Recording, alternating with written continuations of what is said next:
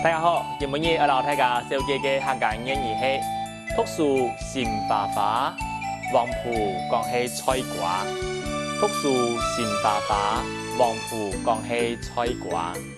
有人读书嘅时节，总系上东上西，无当专心。就像考试嘅时节，假好看成咁好嘅答案，当然就唔错嘅呀。故所你唔管做乜嘅事情，就係愛專心。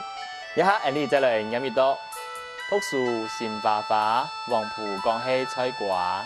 讀書心花花，黃埔講起菜瓜。是蒙太家嘅書看，安子說，張來了。